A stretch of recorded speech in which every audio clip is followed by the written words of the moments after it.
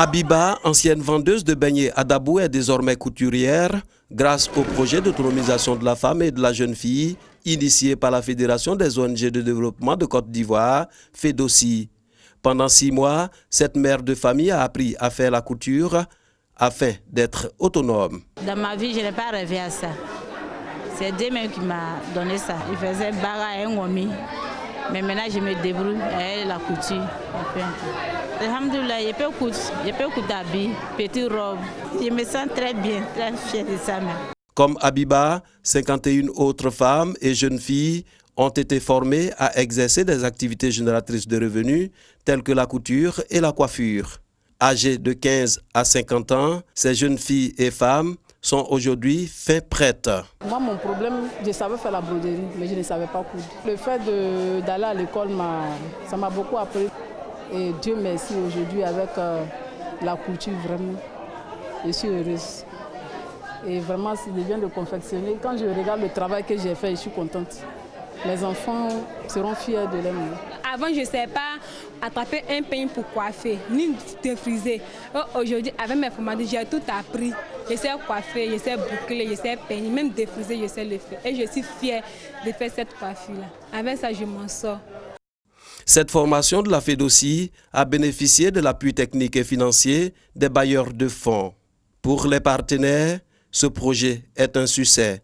Elles ont été formées aussi à la santé de la reproduction, aux droits de la femme et à la comptabilité simplifiée. Notre objectif est de ne pas seulement donner de l'argent aux femmes, mais de leur apprendre à faire quelque chose avec leurs 10 doigts, de sorte que ça reste dans leur culture, même quand elles ont tout perdu, comme on le dit. Je suis vraiment extrêmement content, très content, parce que les 52 femmes qui ont bénéficié de la formation sont toutes intégrées dans le marché d'une façon ou d'une autre. Nous gardons l'atelier de formation de couture, nous gardons l'atelier de formation de coiffure pour d'autres filles et d'autres femmes. Maintenant, nous voulons former des formatrices parmi les femmes bénéficiaires et les filles bénéficiaires. Ce sont elles qui vont former d'autres filles et d'autres femmes. Selon le ministère de la Famille, de la Femme et de l'Enfant et celui de l'artisanat, ces femmes artisanes de la ville de Dabou sont à féliciter. Mes sœurs, mes mamans, mes filles, c'est une grande opportunité, c'est une très grande chance que vous venez d'avoir. Je voulais inviter tout le monde à se mettre ensemble, à s'engager pour la cause de la femme. Lorsque la femme a des moyens, lorsque la femme a des revenus, elle prend en charge la famille. Et ça, ce n'est pas rien. Bon, mais c'est un souffle de soulagement et c'est un signal fort. Elles se sont formées, elles sont spécialisées et ça, c'est une richesse.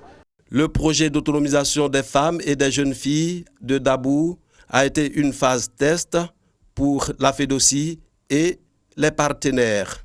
Des projets similaires seront lancés dans les mois à venir à Abidjan et à l'intérieur du pays.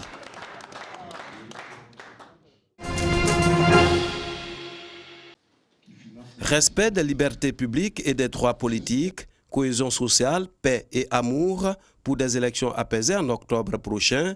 Voici en substance ce qui ressort de la rencontre entre le Conseil national des droits de l'homme et les groupements et partis politiques. Une rencontre qui s'inscrit dans le cadre de la 3e session des concertations entre le CNDH et les acteurs de défense des droits humains en vue d'adresser les questions des libertés publiques et des droits politiques.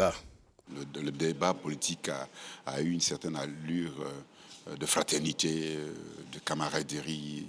Ça s'est dégradé. Il fallait bien qu'on instruise les partis politiques sur les lois qui régissent les partis politiques en Côte d'Ivoire, à l'effet de savoir où aller, dans quel sens orienter les débats politiques.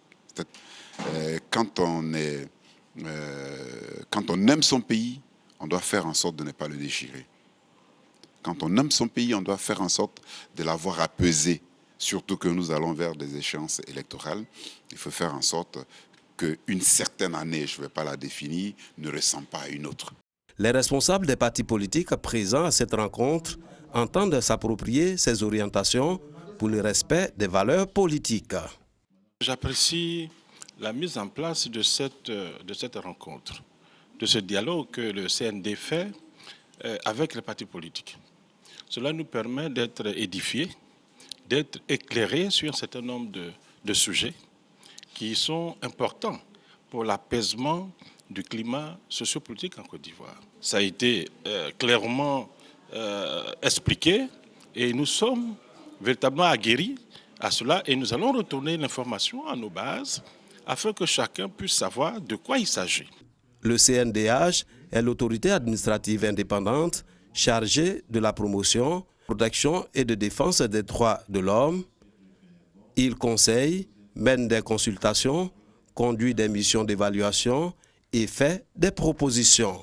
Le Conseil reçoit, entre autres, des plaintes et dénonciations portant sur les cas de violation des droits de l'homme sur l'étendue du territoire national.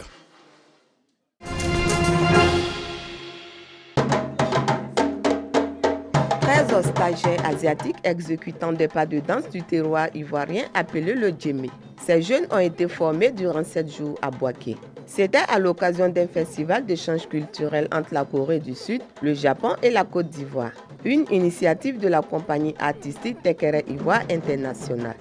Il s'agit pour le directeur artistique de cette troupe de perpétuer et promouvoir le riche patrimoine culturel ivoirien à travers le monde. Notre culture, c'est l'Afrique qui s'en va. Par exemple, une Coréenne peut danser, bébé devant toi, tu vas te dire que c'est une bêtise. Un Coréen peut jouer rythme zaouli. Donc, pourtant, c'est notre culture, ça vient de chez nous. Donc, il ne faut pas qu'on va laisser nos cultures va partir. Tout en saluant cette initiative, les stagiaires sud-coréens appellent la jeunesse ivoirienne à aimer sa culture, une vraie richesse. Côte d'Ivoire dans ce musique, c'est pas facile, mais si j'ai écouté djembé ou dundu musique, je suis très content. Je dis, et je l'aime beaucoup, la musique ivoirienne. J'aime beaucoup la musique ivoirienne, raison pour laquelle je suis venu apprendre. Le festival de formation et d'échange culturel entre les différentes nations est à sa première édition. Il a pour objectif de valoriser les richesses de la Côte d'Ivoire à travers tout le continent. Grande mobilisation des populations de Yamoussoukro à l'occasion du Bonjour Tour 2020, émission humoristique à succès de la radiodiffusion télévision ivoirienne RTI. Et c'est la fondation Félix Houphouët-Boigny qui a accueilli ce grand rendez-vous d'humour et de convivialité. Les humoristes, à cette occasion, ont fait montre de leur talent et de leur savoir-faire. Il dit, mon vieux, j'ai surpris ma femme avec mon meilleur ami. Il dit, c'est ça, toi t'es tué quoi? Il dit, non, il voulait me suicider, vu que tu as bu, il a mis poison dedans. Dans le film est doux, tout est doux. Il y a pas là dans le film, ils vont chanter. Monsieur est fâché contre sa femme, ils vont chanter. On dit, mesdames et messieurs, voici le mec qui arrive. Quand vous voyez, marche doucement. Vous pensez qu'ils ont envie de marcher doucement? C'est parce qu'il y a d'autres qui ont gros ventre. Donc quand ils portent veste là, il faut rentrer les ventres. Puis ils marchent doucement comme ça. Maintenant, Agamé, le maire d'Agamé, il a fait rentrer. Il marchait, puis dans la foule, il a dit, monsieur le maire, quand il a fait ça, tout bouton a fait. Les populations sorties nombreuses pour cette grande fête du rire se réjouissent de la qualité de la prestation des humoristes. Bonjour 2020, c'est une opportunité pour nous de nous divertir un tant soit peu. Et vraiment, nous sommes heureux. Et je voudrais donc souhaiter que cette mission soit pérennisée. Bonjour Tour à Yamoussoukro a bénéficié du soutien des autorités, des élus et cadres de la région. Ce bonjour dont vous venez de dire, c'est le bienvenu. Il fallait, monsieur le ministre Souleymane Diarra-Souba, pour que vraiment nous assistons à une belle fête pareille. Ce n'est pas un hasard que le Bonjour Tour commence par Yamoussoukro, Yamoussoukro, la ville de la paix. Yamoussoukro, la ville du président Houphouët-Boigny.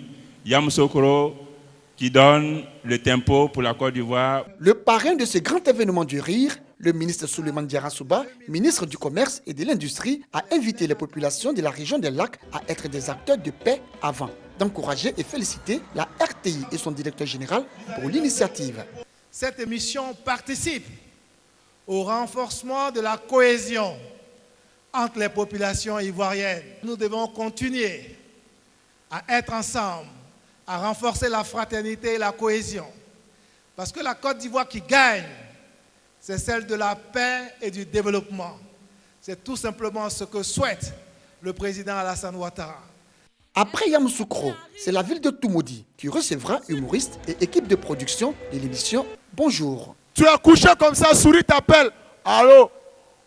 Toi, quand tu sors là, tu ne peux pas laisser Dabali aux gens, quoi. Moi, je ne parle pas. La dernière fois, tu es quitté au bar, non? Tu étais en train de causer à la serveuse, là. C'est ça, non? Et puis, tu avais ta monnaie dans ton bédou. 10 000 est resté, non? Il faut rester dehors, hein. Dans 10 000, là, il a mangé 3 0. On va voir 10 francs, c'est quel projet tu vas réaliser.